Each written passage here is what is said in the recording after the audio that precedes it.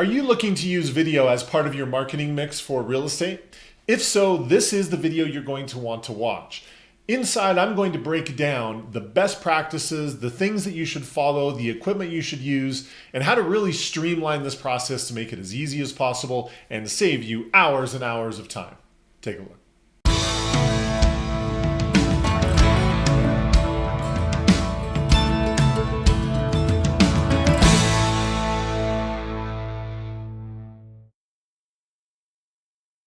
Hey everyone, Kevin Smullin with 2Q Lead Generation Strategies. If you are new to our channel, welcome. We are so glad you're here. What we're all about is helping real estate agents just like you generate more leads, set more appointments, close more deals, and a lot of what we do is helping market through social media. So if that interests you, this is the place to be. Please consider subscribing. We'd love to have you here as part of our community.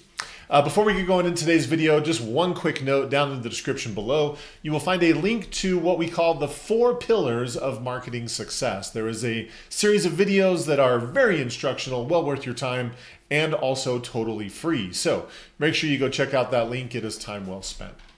Now in today's video, we're talking about how to get started with video, talking about best practices, equipment, things that you should avoid, how to go through this process and really streamline it and make it as simple as possible. So the first thing that you really want to understand is why I believe videos are no longer optional. I believe they are a must for marketing your business these days, especially where real estate's concerned. The reason why I feel it's no longer optional is because it's just something that's going to separate you from the crowd. There are so many agents out there who either don't want to be in front of camera, they don't want to spend the time doing it, whatever the reason is, they're camera shy, whatever. So much of your competition are not going to go to this to the extent necessary to produce videos, and that is all the more reason why you should. So that's the first reason, is it's absolutely a differentiator between you and your competition.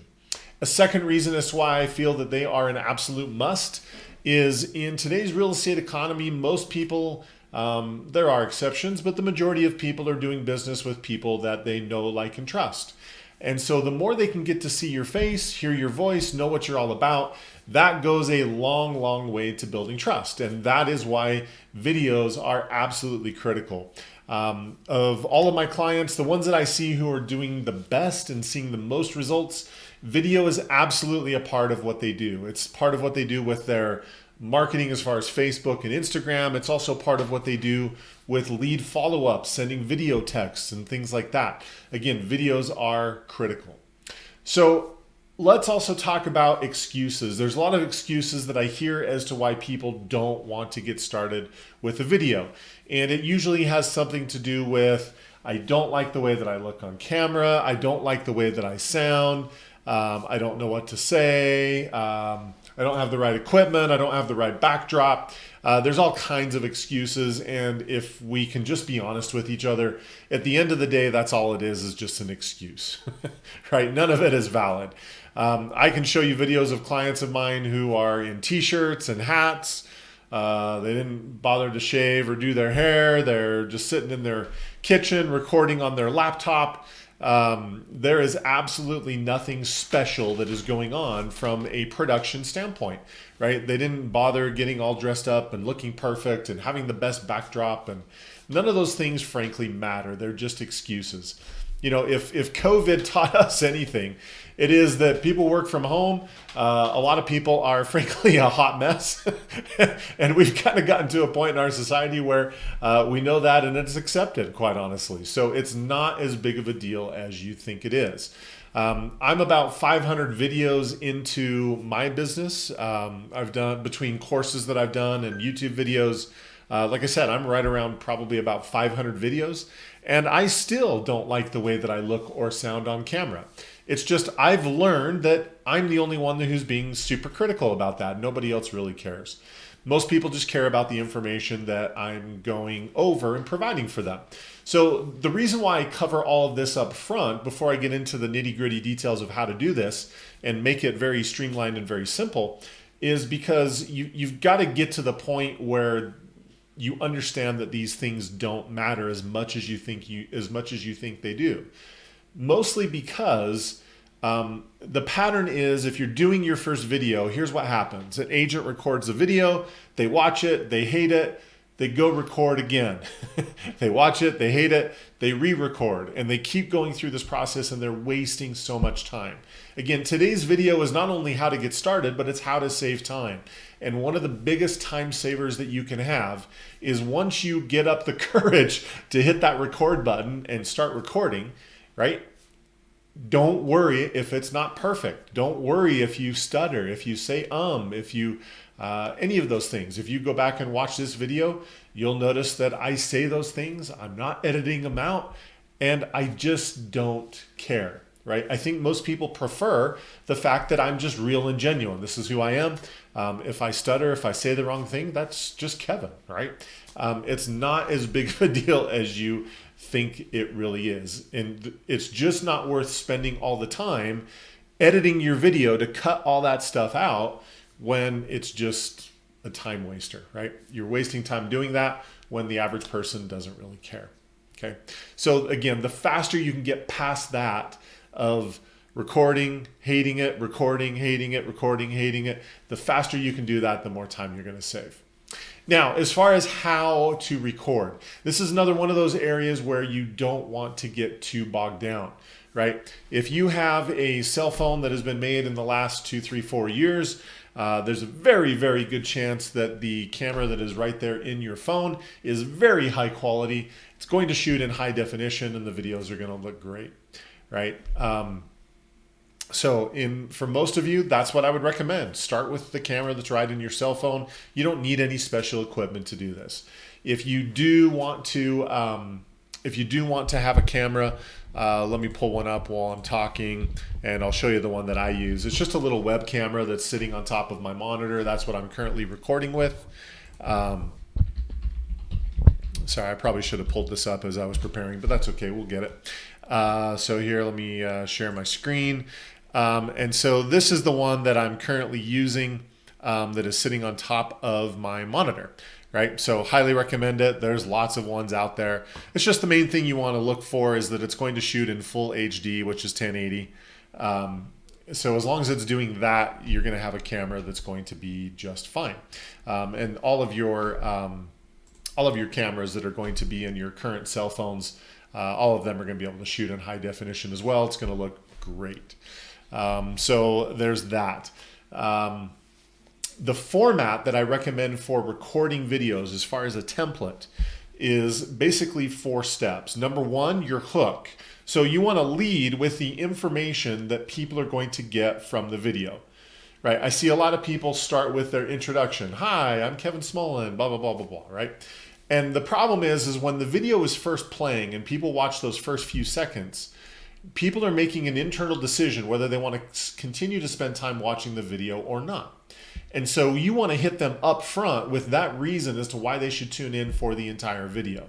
Because otherwise, if you introduce yourself first and you start talking about other things that are not super relevant, there's a lot of people who are going to tune out. They're going to stop watching the video, and that's counterproductive for what we're trying to accomplish. So we want to do the hook first. Give them that reason to tune in. What are you going to be covering? Hit them with that so they know to keep watching. Second part of the video should be your introduction. Hi, this is Kevin Smullin, blah, blah, blah, blah, blah. I'm with XYZ Brokerage. We do blah, blah, blah, blah, blah, right? Shouldn't take you more than like 10, 15 seconds to introduce yourself. And I would tell you if it's longer than that, then you really need to trim that down and just be a little bit more effective. The third part of your video should be the actual content. Whatever it is that you're talking about, you want to make sure that you're giving value. Make sure that it's something that people want, that it's something that they're looking for. For this, one of the best sources of videos is think about the questions people ask you every single day of your career, right? I would bet that the majority of those are going to be great topics for shooting a video, right? Of the 500 or so videos that I've done, I would tell you 20% of them are ideas that I come up with, and the other 80% are questions people ask me. I've taken those questions and using that as a topic for the video. In fact, today's video comes from that. It's a question that somebody asked me, one of my new clients talking about videos and how do we get started. Basically, I'm condensing what I told them into a shorter video for your benefit. So the third part of the video is the actual content of whatever you're talking about. So the video, it should be as long as it takes you to talk about that topic, right? There's not a specific length that really matters. Yes, all things being equal, shorter is better. But if it's interesting information, people are going to watch it. So I probably, just like you, I have watched videos that are 10 minutes, 20 minutes, 30 minutes. I've watched videos that are upwards of an hour simply because it was something that I was interested in and wanted to know more information about. So I'm sure you have done similar things, and that's the point. If you find it interesting, you're going to take the time to watch it regardless of what the length is. Where you run into problems is if you can cover the topic in 5 minutes, but it's a 10 to 15 minute video, right? That's where people are going to get bored and you're going to lose their attention. So third part of the video is content. And then the fourth and final part of the video is next steps. So invite people to take the next step with you, whether that is to get pre-qualified, to go to your website to look at homes, to call you with questions. There's lots of different ways you can invite them to take the next step, but whatever that is, you want to make sure that you're doing that at the end of your video. So those would be the 4 steps: your hook, your introduction, the content, and then inviting them to take the next step, or what a lot of people call the call to action. Okay. So as far as a template for the video, that would be what I would recommend. Now, once the video is shot, then there's the question about editing. Let me cover a couple tools and resources that I use. So when I'm doing videos like this, where I'm at my computer and I'm sharing my screen, the software that I'm using to record this is this right here. It's OBS, it's Open Broadcaster Software. That's what that stands for. And their website is obsproject.com. It is a fantastic piece of software. This is what a lot of video game streamers use. To have a camera on them, as well as recording what's going on their screen as they're playing their game, right? In my case, where I'm doing a lot of demos, I need the same functionality to where I'm in an ad account and I'm showing a demonstration of how to do something, but I still want the camera on me. OBS is the program that I'm using for that. So again, let me go back. OBS is what I would recommend for the recording. It's a free program, so we love free, and we'll do that all day long. Again, this is primarily if you're just doing something at your computer, you want to show something, like maybe you want to show a diagram or a chart or something. OBS is fantastic for doing that, and this is where you would want to have, like a little webcam like what I'm using. So again, you can get them for pretty inexpensive. Like you saw that one, it's like 50, 60 bucks. And there's some decent ones out there for pretty cheap. Now, once the video is recorded, I would recommend not spending a ton of time with editing. So when I edit my videos, I'm normally taking my introduction, right? I'll record the introduction, and that's not the introduction. I'll record the hook, and that's the beginning of the video. And then I will cut it right there. I will put in my introduction, which is kind of like my branding, and you'll see it on this video. It's what was in between the hook and the actual content. So that's kind of my introduction. It's like a 10 to 15, I think it's about a 10-second clip of different screenshots and stuff, or different pictures and stuff like that. And then I have it cut at the beginning of the content, and then I cut it at the end of the video. So anything that's in between that, all the ums, all the stutters, I don't edit any of that stuff out, because I've just gotten to a point where I realize that it's just not worth the time that I'm spending to fix every minor detail. If you want to go to that extent, then my recommendation would be hire a video editor. Now you're going to be investing some money, and if you want to do that, that's great. Certainly not a necessity. My recommendation is just publish it as is. My experience is people appreciate when you're being real, and they don't need to see the polished side of everything that you do. It's okay just to be yourself. So that would be my recommendation. But if you are looking for a video editing program, obviously this is going to fluctuate a lot with Mac and PC users. I'm a PC user, so most of the stuff I'm going to recommend is going to be PC based. OBS that I talked about, that program is both Mac and Windows compatible, so that's fine. The program that I use for video editing is a program called DaVinci Resolve. And so it's a program that they use to actually edit movies. It is a higher end program. And so there is going to be a learning curve if you've never done any of this before. So when I started using that program, I started going through tutorials on YouTube. I did about 45 minutes to an hour's worth of tutorials just to kind of learn the in and outs of the program, and that was good enough. I don't need to learn all the bells and whistles because for the videos that I'm doing, it's frankly just not necessary. I don't need to worry about color grading and all kinds of things that professional movie editors care about, right? For what I'm doing, that's totally overkill and absolutely unnecessary. So same thing with OBS. When I first started using OBS, I did about a half hour's worth of tutorials on YouTube, learned how to use it, and same thing. That's all I'm doing. So there are easy, simple ways to do this. DaVinci Resolve, the video editing program, that is also a free program. And so feel free to use that. If you're a Mac user, I don't know the name of it because I'm not a Mac user, but I know your system comes preloaded with a video editing software, and from what I understand, it's pretty good. So my recommendation would be just use what you have, right? There's no reason to spend all this money on equipment and software and things that you really just don't need. I would tell you, until you're really serious about this, for 99% of you watching this video, pulling out your phone and hitting the record button is going to be enough for what you need to do. Right? If you want to do some of these more advanced things where you have a webcam and you're recording at your computer like I'm doing, then feel free, right? I'm outlining the steps for doing that.